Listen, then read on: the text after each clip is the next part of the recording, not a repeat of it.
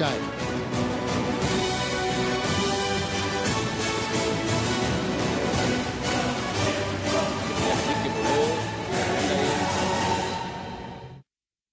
Kai.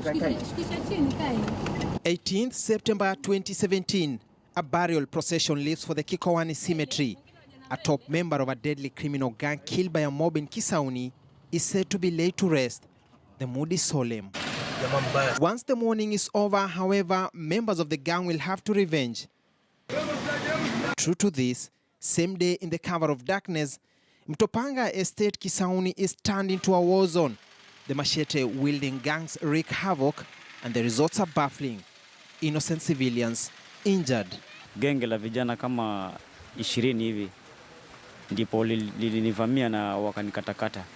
Kutoka mchana walikuwa wanasema watakuja, kama kungekuwa na intelligence nzuri hapa kwa mtaani, polisi wangekuwa wameshajipanga na wakakuja, na hao vijana hawangepata ile hasara walifanya mtaani. Everyone in the neighborhood, however, appears to know who is responsible. Whispers of a group called Wakali Kwanza fill the neighborhood. The deadliest and the bloodiest gang in town. A vicious ilk of juveniles aged between 15 and 30, acting under the influence of strong hallucinatory drugs to kill with impunity. In Kisauni, Barsheba, Mwandoni, Mlaleo, Magogoni, Tugawe, Bakarani and Mishomoroni have been labeled the danger zones. Na baada ya kuwazika wale wenzao walikuja kurevenge. Sasa wakawa wanatembea wakiwa hata na lile jeneza waliotoka nalo msikitini, waliotoka nao kumzika mwenzao, wakitembea nao vijana wengi karibu 20. Wakiwa wanakata watu, wanapora watu barabarani, maduka wanavunja, wakikupata barabarani wanakukata, hata vijana wengi mtaani wamekatwa, hata watoto wamekatwa. So unaona ni gated community hiyo. One of the top members of Wakali Kwanza agrees to talk to me, but under strict instructions, I should not reveal his identity. He has commandeered the group for a long time, but now it's a turning point in his life. He wants to hang his boots, but he's not sure how the police will handle him should he surrender. Kuna wakati mmoja vijana waliweza kushikwa ambao ni Wakali Kwanza, wakaweza kuwekwa katika seli, wakaweza kushikwa katika seli, lakini Wakiswahili wakaenda pale wengi sana, wakaanza kulia makupa hapo kwamba vijana wetu siwezi, vijana wetu siwezi, vijana wetu siwezi, lakini ndio waizi. Ona. Wakati kama nataka kuacha, ilinibidi kesho yake nikarudisha zile tuzo ambazo kwa amenipatia za kazi. Nikamwambia mpaka ningeenda zile tuzo ingekuwa imeweka alama kubwa sana katika jiji la Mombasa, nilikuwa nimeweka grade kati yangu mimi nao. Kwa hivyo niliregesha tuzo kwa mpaka dakika sasa bwana pango nipa ndo hii, kisulo nipa ndo hii, na mpaka dakika sasa nikamwambia kwamba mimi naenda bara. Na mpaka hadi sasa wanajua kwamba mimi nenda bara. Nikamwambia kwamba nenda bara, nimemwenda nikatulie. He tips me about one of the main hideouts, Madubaha Beach's Bahari Club. Here you'll find members of Wakali Kwanza training every morning and evening. The Coast Regional Coordinator Nelson Marwa has constantly maintained that former paramilitary officers are involved in training the youth in martial arts and knife battle. It's a risky zone to be in, more so for a journalist. I have to take cover. Ukienda pa Bahari Club utakuta wengi wanapiga mazoezi pale, vijana wa Kiswahili nani, wanakuambia kwamba tunachanga preso, ambao preso nilo wanachanga hasira ya kwenda kufanya kazi mida ambayo inafika mida usiku. Wanga kuna medali yake katika kambi katika kundi la Wakali Kwanza, wapendi wale vijana ambao wanavuta unga ambao ni mateja. Maanake mateja wanga wanasema kwamba unapofanya kazi na mtu ambaye anaitwa teja, wanga anakushikisha preso yako chinani, anakushikisha ile imani yako kufanya kazi. Kama una nia kuchukua ule teja, wanga anakushikisha ile moyo wako. Sasa kuna ile kitu inaitwa preso. Preso ni ile kitu mbaya, kama mmeenda kufanya jambo mnahakikisha kwamba unachukua na unachukua kweli, ambapo urebo wenyewe mbaya kwa kwanza wanga wanatumia sana sana ni kama bangi, bugizi. Hizo ndo vitu ambao wanatumia sana katika maisha yao. Members of Wakali Kwanza are dominantly found in Kisauni, while another outfit Wakali Wao has set base in Majengo. They have taken control of these areas, stretching their tentacles by the day and making even security apparatus appear helpless. Kutokea mzee mmoja ambaye alikuwa anajiita mzee Hussein Seleman, nadhani Hussein Seleman Bakari, ambao kwa nataka kuchukua kali kwanza kama mtu kama 5 apeleke katika kundi la Al-Shabaab. Kweli wengine wakubahatika, lakini kama kuna wengine 5 walibahatika wakapelekwa. Ona. Lakini akasema msemo mwenyewe tulieni kwanza, wengine utakuja kwa pea. Kweli kusema kweli katika timu ya kwanza kuna wengine ambao walianza kujoin Al-Shabaab huko na mpaka dakika sasa wako huko.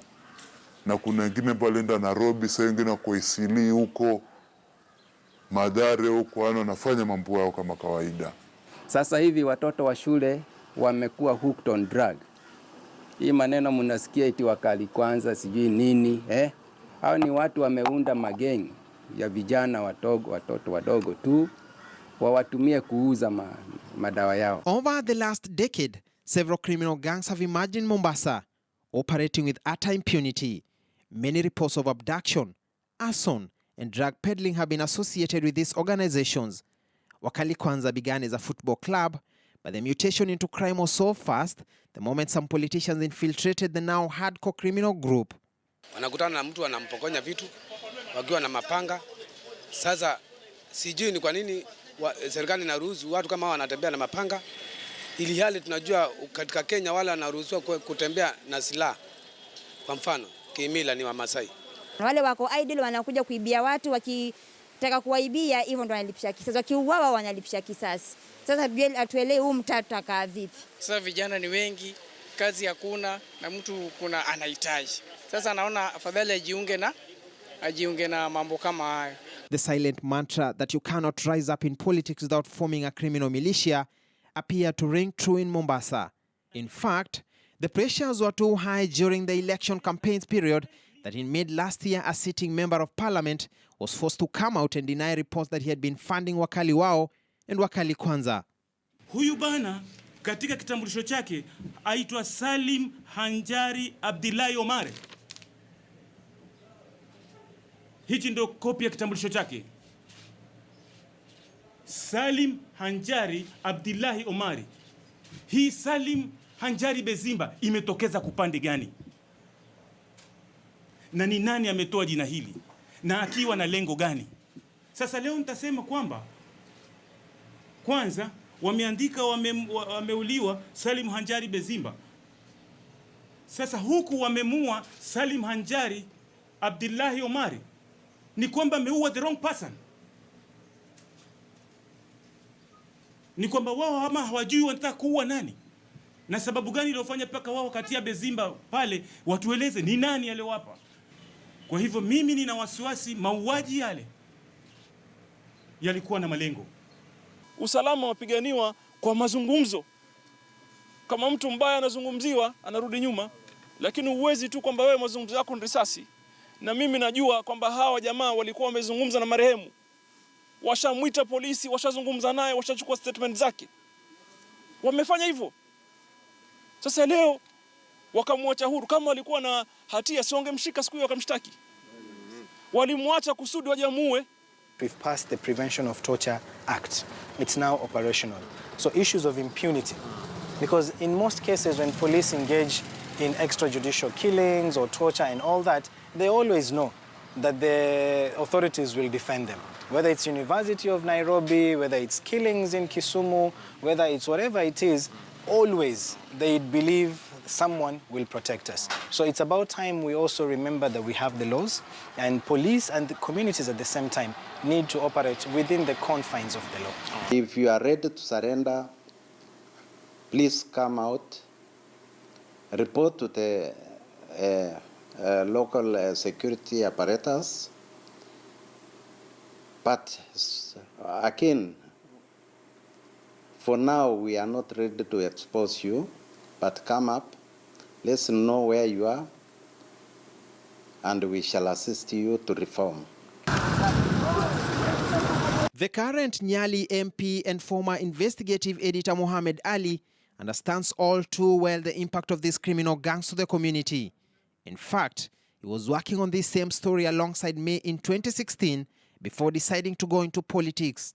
We have a problem with the politicians who are funding, and how do they do it? It's a simple case study. This is what they do. They deny them education, They deny them employment, they deny them everything so that they can become their slaves. So when they live on handouts, they preach and worship what the politicians are saying.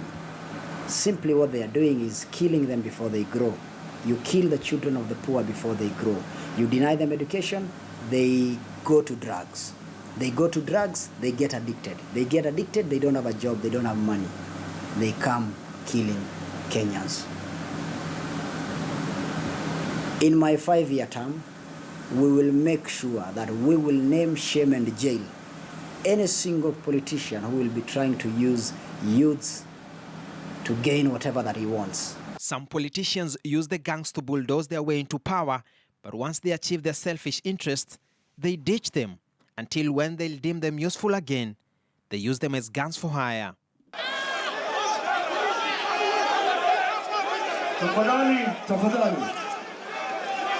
And this is a classical case. In the run-up to the August general election, 2 gangs sponsored by 2 competing camps clashed openly in broad daylight.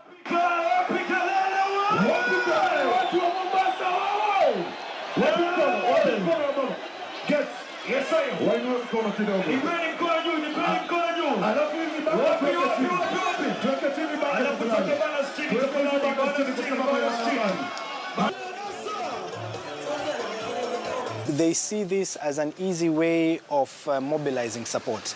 You know, when you buy cheap alcohol or drugs, you know, you give that to youth, and then the youth feel like you're one of them, you know? So it's a form of bribery that they feel if you, quote unquote, keep them as your people, then that's already support for you. Also, we know that there are certain politicians who engage with criminal gangs because their opponents are in criminal gangs, you know? And so they feel for them to really compete, for them to really make headway, then they equally need to get involved. And these are issues I believe as a community we need to sit down, we need to deliberate, brainstorm, and because at the end of the day, it doesn't help anyone. And the politicians are very smart in Mombasa. They feed them. You know, they say feed your hungry dogs before they feed on you. So they feed them. How do they feed them? Handouts. He comes, people will shout, oh, mheshimiwa ni wewe tu, 200, 200, 200, 200. They become so loyal to you. They believe that every time they see you, it's all about money. And when you feed your people with 200 handouts, they are ready to do anything for you. If you go to Mombasa right now, to their residence, to their offices, you will see very young people between the age of 20 to 27 or 30, or 35 in that manner, seated outside the residence, seated outside the offices, waiting for the car to pass to get handouts. These are the leaders who are destroying this country. The gang wars were also witnessed during the Mashujaa Day celebrations of 2016. They heckle and jeer opponents in exchange for money and drugs. Women, too, have been dragged into the racket. I think that's a notion that has not augured very, very well. No one wants to see any form of bloodshed, no one at all. To any aspiring person who wants to get into any level of leadership, the best way is to engage and not to escalate any form of violence. It never pays off. It will never pay off. And I'm speaking as a person who has actually been blessed to have having received a mandate from almost 76% of all the voters. And on that note, Behind the Headlines takes a short break. We'll be right back.